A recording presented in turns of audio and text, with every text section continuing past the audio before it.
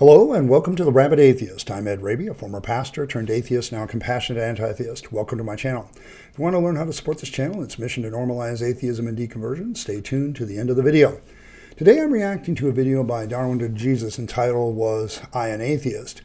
I've reacted to him before and I will leave that video link in the description as well. My interactions with him, like most atheists who have interacted with him, have been unpleasant, including going as far as to try to gaslight me and saying that what I saw wasn't what I saw when I saw him rage quit a conversation while I was watching it. But that's kind of the person that we're dealing with. In this video, Darwin to Jesus is going to attempt to explain a contradiction that he has in his regular conversations with people where he says he was an atheist and then says no one really is an atheist, which would have included him. But, let's let Darwin to Jesus, aka Daniel, introduce his own video.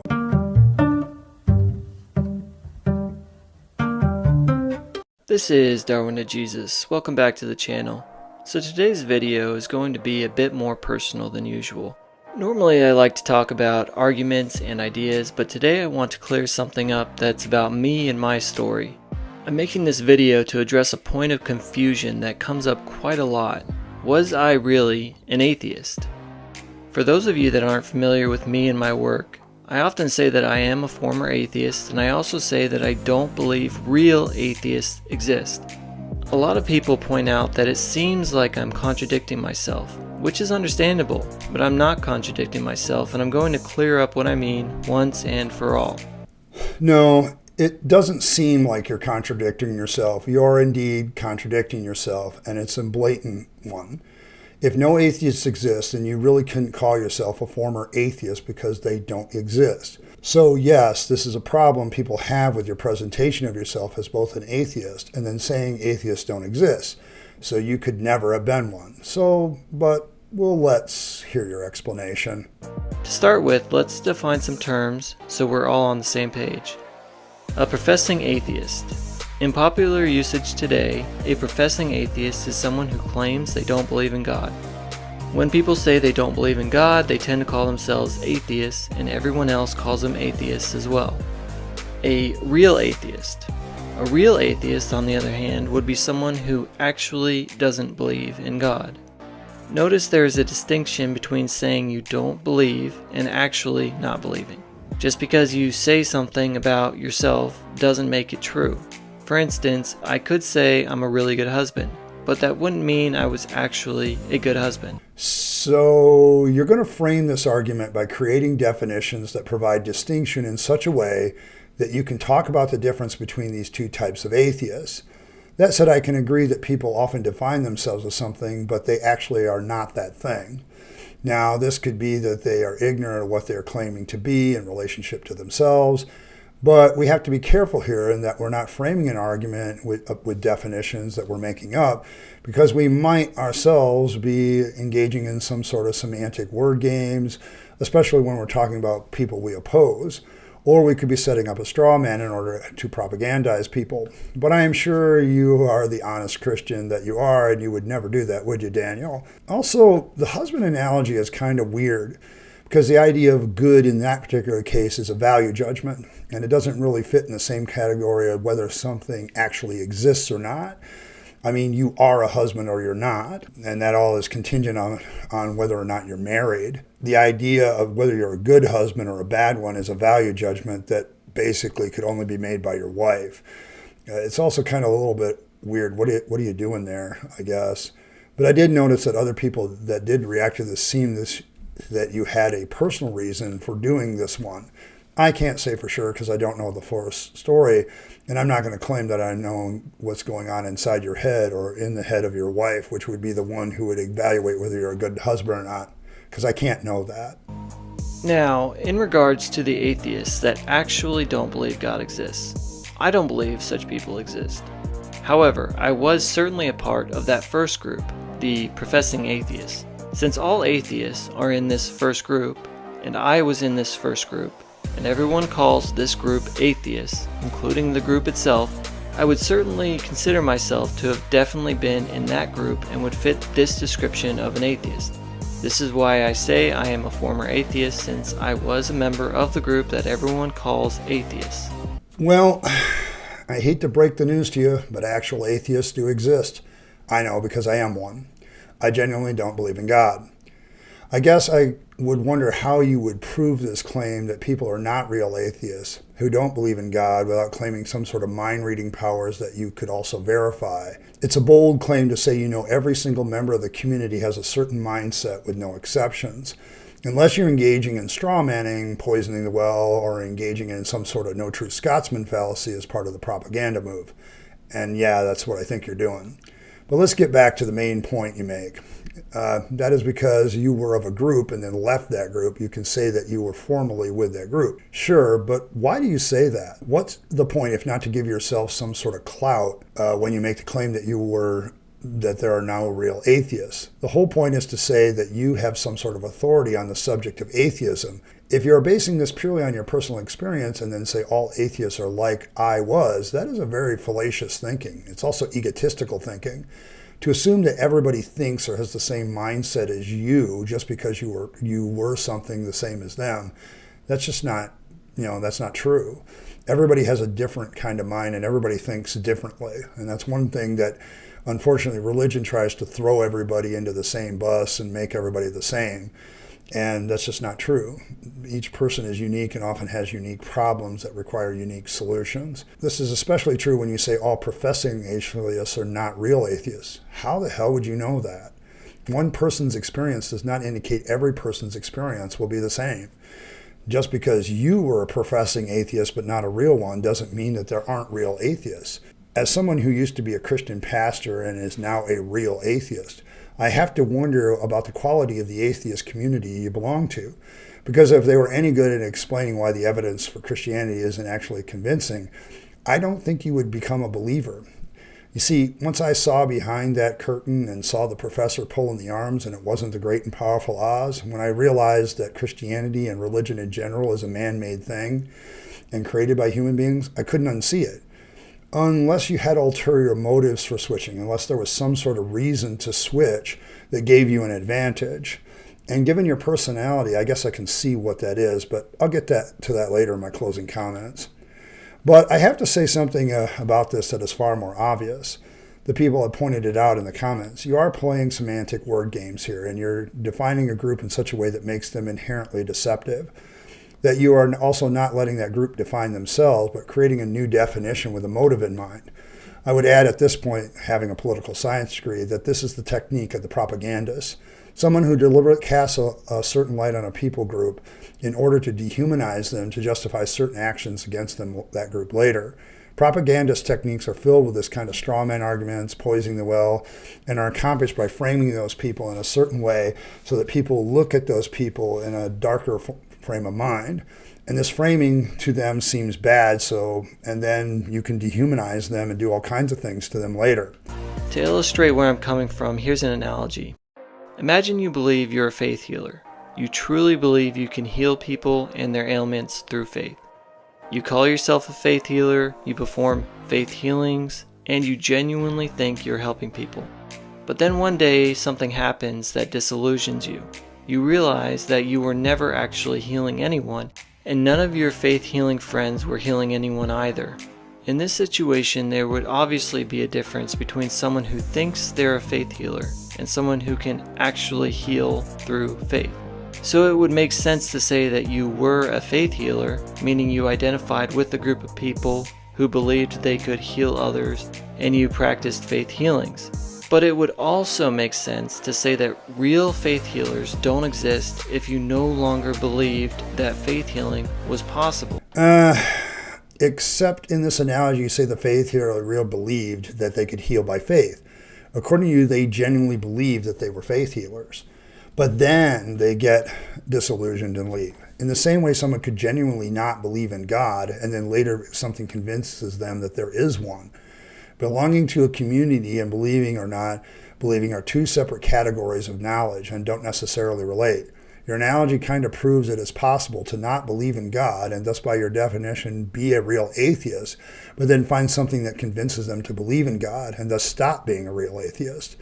In fact, your analogy supports that idea far more than your own conclusion that you drew. In the same way, when I say I was an atheist, I mean that I was in that group of people who professed not to believe in God. But based on what the Bible says in Romans 1, I now believe that no one can truly be a real atheist because deep down, everyone has an awareness of God, even if they deny it. So, argument from authority. We're going to add another logical fallacy and another propagandist move to the list of things already in this video that are wrong with it. Awesome. So Paul says that's his claim. Do you care to prove that that is true? Romans 1:18-20 was written by another Christian propagandist by the name of Paul, and this propaganda was later canonized by a group of men at a council. It's a great method to poison the well, but it's simply an argument from authority, and that authority is questionable. And when I read Paul's writings now, he's definitely using a lot of propagandist techniques to maintain his authority as an apostle, and this is just one of them. I am now really questioning the quality of the atheist community you said to belong to, because why wouldn't they just point this out to you, and basing your belief on authority says is fallacious? That this community wouldn't point out to you that the claim the Bible is inspired is an unproved claim that the Bible makes about itself? You must have belonged to the Keystone Cops atheist community. Not only this, but I have personally experienced that Romans 1 is true. When I got saved, I realized I had always known that God exists, even when I claimed otherwise. And I'm not alone. Many other atheists who have come to faith have said the same thing. So not only does the Bible say this, but I've experienced it in my personal life as well, and so have many others. And that proves nothing about your claims, particularly the claim that real atheists, as you define it, don't exist. Because you know what? There's also a bunch of people leaving the faith and becoming atheists. I know, I'm one of them.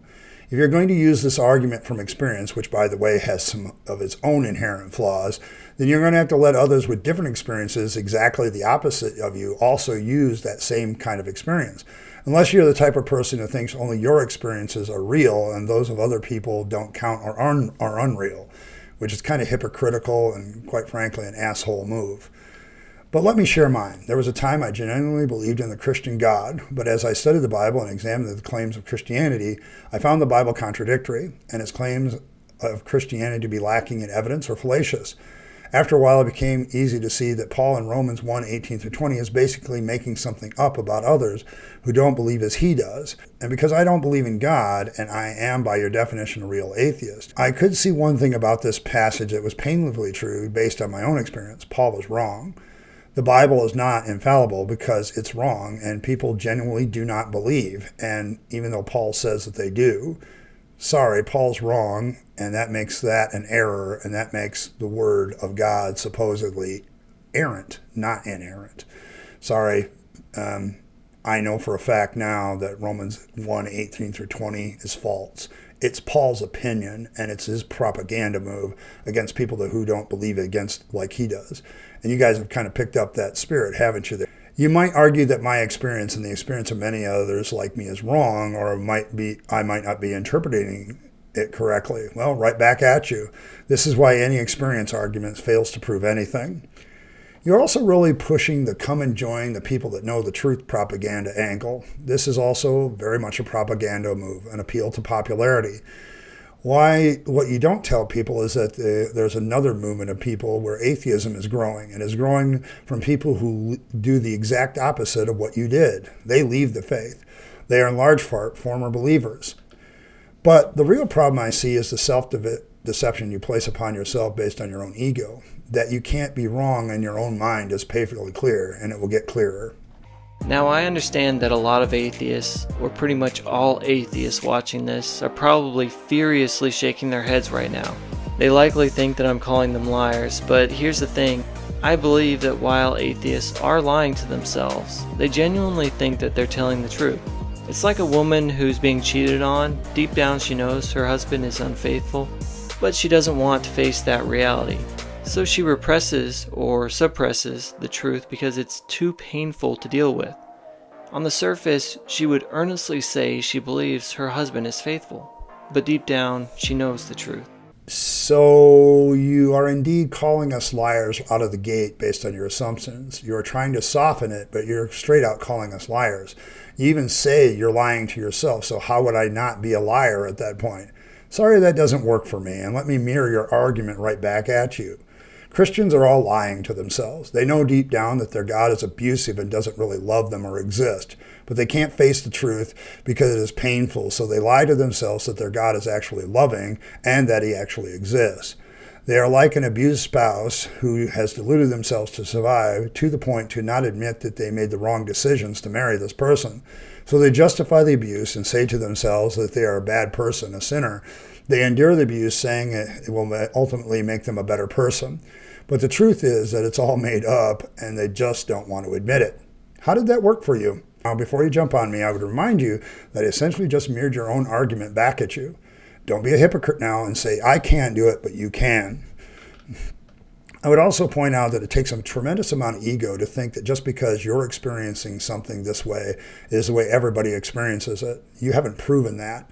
That is simply not the case as well. I have the opposite experience as you and genuinely don't believe, so that pretty much ends your points. This is how I view most atheists, and how I was too. They can earnestly say that they don't believe God exists because they've so deluded themselves, but deep down, they really do know that God exists. They're not necessarily bald-faced liars, but they are suppressing the truth that they know. So, in summary, while I was once a professing atheist, someone who claimed not to believe in God, I now believe that no one truly fits the description of a real atheist. I hope this clears up any confusion, and I'd love to hear your thoughts in the comments. Yeah, that's just semantic word games, let's be honest. Off script. My interactions with Darwin to Jesus, he is a pre-supper, and a lot of people are going to probably criticize me because I no longer allow pre-suppers to engage in their arguments on this channel, mostly because I believe the way they argue is completely and inherently dishonest. And my interactions with Daniel, aka Darwin to Jesus, have not been great. But the reason I'm going to call this piece propaganda is because he's gumming out with the falsity. Oh, I'm just going to explain the difference, why I say I'm an atheist, but then I say atheists don't exist. And if he had stopped 1 minute into this video, I would have said, okay, I think your definitions are bad, but okay, whatever, you do you, bro. The problem is he keeps going, and he uses these two definitions to basically call into question whether atheists are telling the truth or not about their non-belief. And he uses it all based on his own experience. He bases it on his own ideas. He bases it on what he thinks. He bases it on the authority of the Word of God, which if he had belonged to any real atheist community, and this is where I'm challenging him, I don't think he really if he belonged to an atheist community, they were really incompetent. Okay, because he is not even addressing the arguments that a good atheist community would give back to him about his arguments towards them. First of all, the whole argument from authority thing, I'd be like, I don't believe your book. You haven't proven that your book is the Word of God to me. Okay, so even if it is to you, so what? And so this is just explaining your beliefs and your ideas and saying that they are true and everybody else's is false simply because you believe them. That's a massive amount of incredulity where you're saying, I don't believe or I can't understand why people could not believe in a God, and then suddenly saying that, that those people are just lying to themselves. Well, that's a propaganda move. Okay, the thing about most logical fallacies is they appeal to emotions, and it's no accident that a lot of these also same logical fallacies are also listed in techniques of the propagandists, strawmanning your opponent, which is definitely here because there are genuine people that don't believe in God. I know for a fact there's at least one, me. Two, just poisoning the well, because now every believer that hears this video will say, yeah, those atheists are just lying. They're lying to themselves. You can't trust them. Okay, that's poisoning the well. Okay, there aren't really real atheists. Well, that's no true Scotsman fallacy. It genuinely is. There's no genuine atheists. They're not real. There is no true Scotsman. Okay, it's literally a no true Scotsman argument here from the beginning to the end. And so when I look at this and then I look over from my political science days and look at, okay, these are the same techniques. Because a propagandist will strawman their opponent. They will poison the well about their opponent. They will engage in no Scotsman fallacies. They will appeal to authority. They'll appeal to the popularity of their movement against the, we got to, my opponent, doesn't believe that the boogeyman exists. I do, so therefore follow me.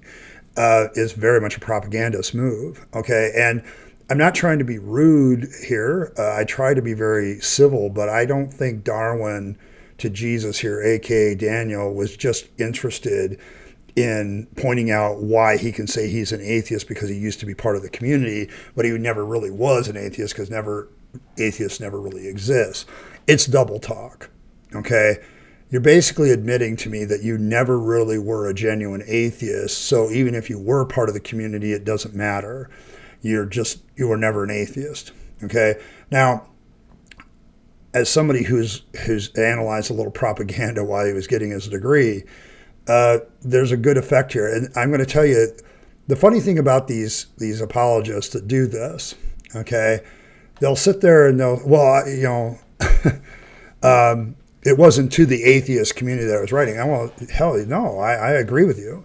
You're definitely writing to the people that already subscribe to your channel or believe your BS. Okay, you're already trying to appeal to them. And then if somebody's kind of in the gray area, you're also appealing to them. Because you even in the video kind of go, oh, I can hear the atheists now with their pitchforks and, show an angry crowd and all this other crap. And it's like, no, that's not why we're angry. We're angry because you're accusing us of being liars. Okay, that we're not telling the truth even to ourselves. You try to say, well, I'm not calling you a liar. But yeah, you literally in the thing called us a liar. Okay, that's a propagandist move. Okay, if you're just going to tell the truth, just come out and say, well, I think all they're liars and they're lying to themselves. Okay, and that would just be honest. But you don't do that. You try to make yourself come off as better because you're not accusing anybody of anything. You're just, throwing it out there. And that's the problem. And then you appeal to authority, your book, which the atheist doesn't believe. I really want to know what atheist community you belong to because they must have been absolute crap when it came to arguments. But I think I've got a measure of your own personality there, Daniel.